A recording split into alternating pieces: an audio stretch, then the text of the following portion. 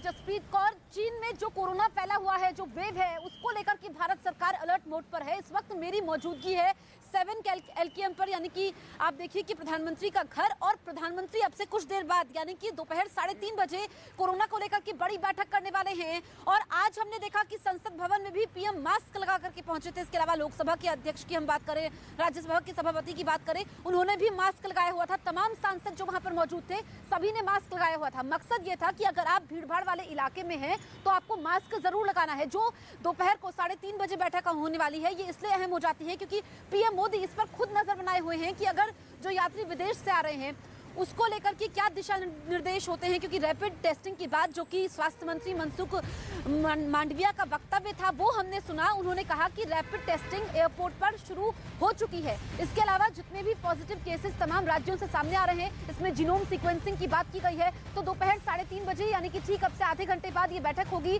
जिसमें पीएम मोदी समीक्षा करेंगे हालात की। और इससे पहले स्वास्थ्य मंत्री ने खुद पीएम मोदी से बातचीत भी की थी, हमने वो तस्वीरें भी देखी थी। मेरे सहयोगी रवि सिंह लाइव मौजूद है, सीधे उनके पास चलते हैं। रवि, दोपहर 3:30 बजे जो बैठक होने वाली है, इस बैठक में पीएम के अलावा और कौन-कौन मौजूद रहेंगे? देखिए, ये बैठक इंटरनल बैठक है और इंटरनल बैठक का ये मतलब होता है कि इसमें स्वास्थ्य मंत्री, केंद्रीय स्वास्थ्य मंत्री के अलावा नीति आयोग के मेंबर, क्योंकि कोरोना को लेकर एक टास्क फोर्स बनाई गई है, उसमें महत्वपूर्ण अधिकारियों को शामिल किया गया है। तो नीति आयोग के मेंबर के अलावा कैबिनेट सेक्रेटरी, स्वास्थ्य सेक्रेटरी, स्वास्थ्य मंत्री और कुछ एक्सपर्ट शामिल होते हैं प्रधानमंत्री की इस बैठक में। इसमें राज्यों को इन्वॉल्व नहीं किया गया है क्योंकि राज्यों में आज कुछ बैठकें हो रही है, चाहे उत्तर प्रदेश है चाहे महाराष्ट्र में है, वहां पर उस लेवल की बैठक तो जरूर हो रही है राज्यों के स्तर पर। लेकिन प्रधानमंत्री की जो बैठक है ये वीडियो कॉन्फ्रेंसिंग के जरिए है और खास करके जो केंद्र सरकार के बड़े अधिकारी हैं, स्वास्थ्य मंत्रालय के बड़े अधिकारी हैं, वो वीडियो कॉन्फ्रेंसिंग के जरिए जुड़ेंगे इस बैठक में। और सबसे बड़ी चुनौती केंद्र सरकार के सामने इस बात को लेकर है कि जो चाइना और कुछ ऐसे देशों से जो फ्लाइट आ रही हैं भारत में, उनके लिए क्या फैसला करना है। क्योंकि अभी तक ये होता था कि किसी तरीके की पाबंदी नहीं होती थी, लेकिन अब जो फ्लाइट आ रही हैं वहां पर काफी ज्यादा इन्फेक्शन बढ़ गया है, मरीजों की संख्या बहुत ज्यादा बढ़ गई है।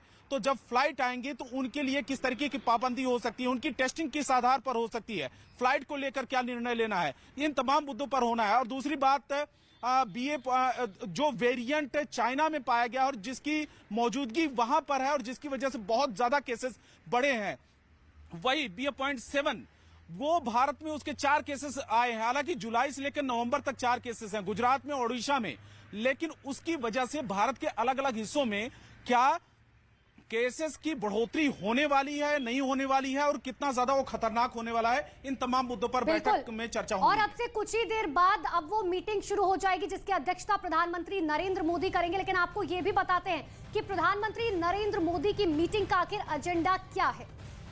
दरअसल इस मीटिंग का सबसे बड़ा एजेंडा है विदेश, खासतौर पर चीन से आने जाने वाली फ्लाइट्स पर बेहद अहम फैसला इस बैठक में लिया जा सकता है। और इसके साथ ही चीन के अलावा बाकी देशों से आने वाली फ्लाइट के ऊपर भी आज जो बैठक होने वाली है कुछ वक्त के बाद, उसमें फैसला लिया जा सकता है। इतना ही नहीं, प्रधानमंत्री की समीक्षा बैठक में कोरोना के नए वेरिएंट के खतरे पर भी चर्चा की जाएगी। और इस हाई लेवल मीटिंग में नए वेरिएंट को रोकने के उपायों और संक्रमण को फैलने से रोकने पर भी सरकार की तैयारी आखिर किस तरह से, इस पर भी विस्तार से चर्चा होगी।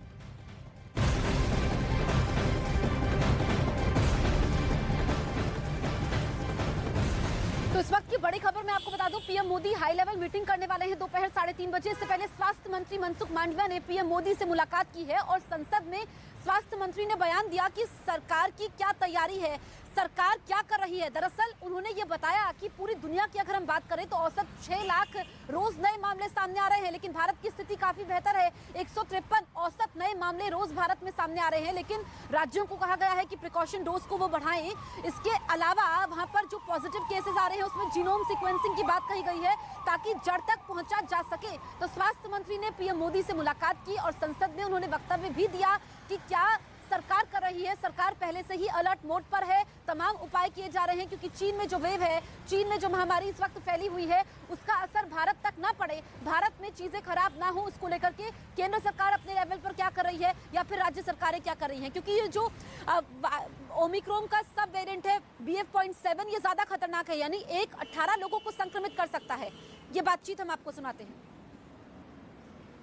वाले त्योहार और नए साल को ध्यान में रखते हुए राज्यों को सतर्क कोविड-19 बदलते वेरिएंट से सार्वजनिक स्वास्थ्य के सामने जो चुनौतियां पैदा हो रही है उस पर सरकार लगातार कदम उठा रही है। राज्यों को भी स्थानीय स्तर पर सामुदायिक निगरानी बढ़ाने के लिए और कोविड को नियंत्रित करने के लिए सलाह दी जा रही है। राज्यों को जीनोम सीक्वेंसिंग बढ़ाकर सभी पॉजिटिव केसों का जीनोम सीक्वेंसिंग करने की सलाह दी गई है, जिससे अगर देश में कोई नया वेरिएंट आता है तो समय से उनकी पहचान कर सार्वजनिक स्वास्थ्य के लिए कड़ा कदम उठाया जा सके। आने वाले त्योहार और नए साल को ध्यान में रखते हुए राज्यों को सतर्क रहकर लोगों का मास्क पहनना, हैंड सैनिटाइजर करना, रिस्पायरेटरी हाइजीन का ख्याल रखना और सामाजिक दूरी बनाए रखने की जागरूकता लानी चाहिए। राज्यों को कोविड वैक्सीन की प्रिकॉशन डोज बढ़ाने पर और लोगों को प्रिकॉशन डोज की अहमियत के प्रति जागरूकता लाने के लिए भी कदम उठाना चाहिए। माननीय प्रधानमंत्री श्री मोदी जी के समर्थ नेतृत्व में भारत पहले से ही अमल में test, track, treat, vaccination, COVID appropriate behaviour का पालन नीति के साथ कोविड मैनेजमेंट कर रहा है, उसे आगे भी चालू रखेंगे। इस वैश्विक महामारी के नियंत्रण के लिए हम संकल्पित हैं और इसके लिए सभी आवश्यक कदम उठाए जा रहे हैं। तो स्वास्थ्य मंत्री मनसुख मांडविया को आपने सुना, जो संसद में उन्होंने बयान दिया कि क्या क्या कदम उठाए जा रहे हैं, चाहे केंद्र सरकार अपने लेवल पर बात करे या फिर तमाम राज्यों की हम बात करें। मेरे सहयोगी इस वक्त मानव मेरे साथ लाइव मौजूद हैं दिल्ली एयरपोर्ट से। मानव, स्वास्थ्य मंत्री ने कहा कि यहाँ पर सैंपलिंग और रैपिड टेस्टिंग शुरू हो चुकी है। आपके पास क्या जानकारी है, इस वक्त क्या क्या उपाय वहाँ पर किए जा रहे हैं?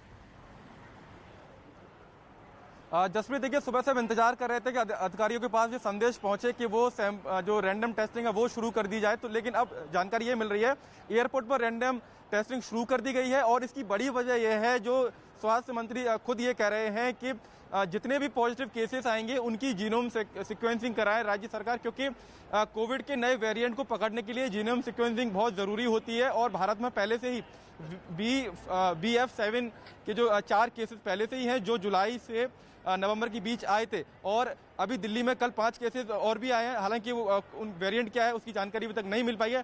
तो कहीं ना कहीं एहतियात बरत रही है सरकार सचेत है और इसीलिए अलर्ट पर रहते हुए अभी करीब 20 मिनट के बाद PM के साथ जो हाई लेवल बैठक होगी उसके बाद और जो एडवाइजरी आएंगी उसको अधिकारी फॉलो करेंगे। फिलहाल अगर तस्वीर आप देखें तो सुबह के मुकाबले अब मास्क लगाने वाले जो लोगों की संख्या है वो यहाँ पर थोड़ी सी बढ़ गई है। सुबह यात्री हम देख रहे थे मास्क लगा के नहीं आ रहे थे, जो कर्मचारी यहाँ पर काम कर रहे थे उन्होंने मास्क नहीं लगाया हुआ था। लेकिन जैसे जैसे अब चीन की तस्वीरें सब जगह पहुंच रही हैं, जैसे जैसे मीडिया लोगों को जागरूक कर रहा है, हम भी लगातार लोगों को जागरूक कर रहे हैं कि मास्क लगाइए, सोशल डिस्टेंसिंग का पालन करिए, तो अब कहीं ना कहीं लोग सोशल डिस्टेंसिंग का पालन कर रहे हैं। मास्क लगाना अब लोगों ने शुरू कर दिया। साथी बनाना है, मास्क जरूर पहनना है और आपको अपनी सुरक्षा खुद भी करनी है। इस बीच चीन से जो तस्वीरें निकल करके सामने आ रही है, यकीन मानिए वो भयावह है, वो रोंगटे खड़े करने वाली है, वो पूरी दुनिया को आगाह कर रही है, क्योंकि चीन में इस वक्त शवों का अंबार लग चुका है। वहां पर फर्श पर इलाज हो रहा है, जिन लोगों को इलाज मिल रहा है, क्योंकि एक तरफ लोगों के शव पड़े हुए हैं, दूसरी तरफ वहां पर फर्श पर इलाज हो रहा है, दवाइयां नहीं है, अंतिम संस्कार के लिए जगह नहीं है, बुरा हाल है। लोग अपनी आंखों के सामने अपनों को दम तोड़ते हुए देख रहे हैं। चीन जो कि आंकड़े छिपा रहा है, चीन से ही शुरुआत हुई थी। चीन पर हमेशा से ये आरोप लगते रहे कि वुहान में पहला केस आया था और उसके बाद चीन में जो स्थिति है, जीरो कोविड पॉलिसी के बाद जो ढील चीन की तरफ से दी गई, उसका खामियाजा वहां के लोगों को भुगतना पड़ा है। और चीन में जो वैक्सीनेशन का इफेक्ट है वो भी ज्यादा कारगर नहीं हुआ, ये एक्सपर्ट्स बता रहे हैं, जिस वजह से भयावह है। और जिस सब वेरिएंट की हम बात कर रहे हैं BF.7, ये ओमिक्रॉन का सब वेरिएंट है और ये ओमिक्रॉन से 4 गुना ज्यादा घातक है। तो स्थिति को आप समझ सकते हैं। 3 तस्वीरें हम आपको दिखा रहे हैं चीन के अस्पतालों की कि हाल क्या है। वहां पर लोगों की भीड़ है, लोग अपनों के इलाज के लिए तड़प रहे हैं, डॉक्टर्स नहीं है, अगर उनको इलाज मिल भी पा रहा है तो फर्श पर इलाज हो रहा है, दवाइयों का स्टॉक खत्म हो चुका है। WHO ने चीन से डेटा मांगा है।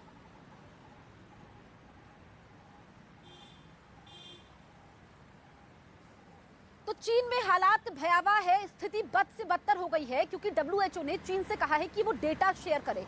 चीन एक बार फिर से पूरी दुनिया को गुमराह कर रहा है। चीन नहीं चाहता कि जो चीन में स्थिति है वो पूरी दुनिया के सामने आए, सच से पर्दा उठे, दुनिया को मालूम चले। एक रिपोर्ट के जरिए हम समझने की कोशिश करते हैं।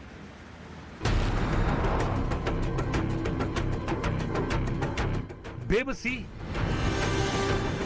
लाचारी और चीन की चरमरा चुकी स्वास्थ्य व्यवस्था की ये ताजा तस्वीरें हैं।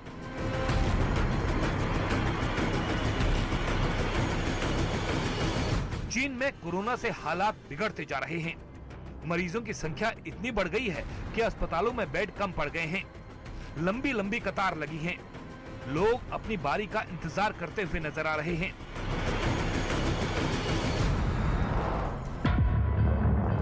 शमशान घाट में मरे हुए लोगों के अंतिम संस्कार के लिए जगह नहीं है। बीजिंग के सबसे बड़े शमशान में 24 घंटे अंतिम संस्कार हो रहे हैं।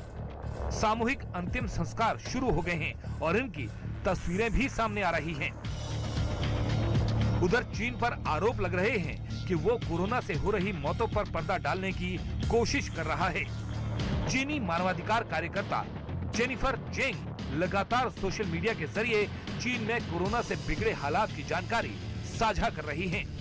जेनिफर ने ट्वीट कर बताया कि कैसे अधिकारियों ने एक स्टूडेंट के कोविड-19 पॉजिटिव होने के बावजूद भी उसे काम करने के लिए मजबूर किया। जेनिफर ने बताया कि छात्र सिचुआन यूनिवर्सिटी से संबंधित एक अस्पताल में पढ़ाई कर रहा था। उसकी मौत के बाद अफसरों ने इस पर पर्दा डालने की कोशिश की। इन सब के बावजूद चीन कोरोना के आंकड़ों को छिपाने से बाज नहीं आ रहा। चालबाज चीन दुनिया से मौतें छिपाने के लिए नियमों में ही बदलाव करने की कोशिश में है। सरकार के खिलाफ लोगों में गुस्सा इस कदर है कि इसका अंदाजा आप इन तस्वीरों को देखकर लगा सकते हैं। चीन के शांक्सी प्रांत के लिलियांग में ये शख्स ने बेसबॉल बैट से सरकारी सेवा भवन पर हमला कर दिया। इसकी नाराजगी सरकार की कोविड पॉलिसी और अव्यवस्था को लेकर थी। इसी बीच WHO कोरोना से जुड़े आंकड़ों को लेकर चिंता जाहिर कर चुका है।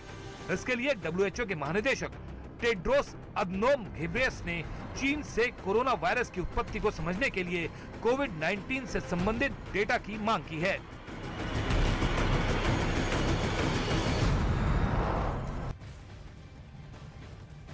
दुनिया भर में अब कोरोना की दहशत एक बार फिर लौट आई है और उसकी वजह एक बार फिर से चीन बनता नजर आ रहा है, क्योंकि चीन में कोरोना का ग्राफ कितनी तेजी से बढ़ने लगा है, अब ये हम आपको दिखाते हैं। सबसे ताजा आंकड़ा आपके सामने पेश करते हैं हालिया दिनों का। 1 दिसंबर से लेकर के अगर अभी तक की हम तुलना करें तो फिर देखिए 1 दिसंबर 2022 को कुल केस जो चाइना में थे वो 3,23,686 थे, जो कि 5 दिसंबर को कैसे बढ़ गए ये ग्राफ के जरिए भी समझ सकते हैं आप। बिल्कुल, देखिए 5 दिसंबर की संख्या आपने देख ली कि आखिर कितनी तेजी से ग्राफ जो है बढ़ा। अब 10 दिसंबर की बात करें तो 10 दिसंबर को ये केस 3,60,734 हो गए। तो वहीं ठीक 5 दिन बाद 15 दिसंबर की बात करें तो ये बढ़ता हुआ आंकड़ा 3,71,918 तक पहुंच गया। और इस कोरोना के ग्राफ के बढ़ने की रफ्तार हम आपको दिखा रहे हैं कि किस तरह से 15 दिसंबर के बाद 20 दिसंबर तक पहुंचते पहुंचते महज 5 दिनों में ये आंकड़ा 3,83,175 तक पहुंच गया है। और इसी तरह से 21 दिसंबर को यानी सिर्फ एक दिन बाद ही ये 3,86,276 तक पहुंच गया। यानी हर दिन इसकी रफ्तार अब कई गुना तेजी से बढ़ती चली जा रही है।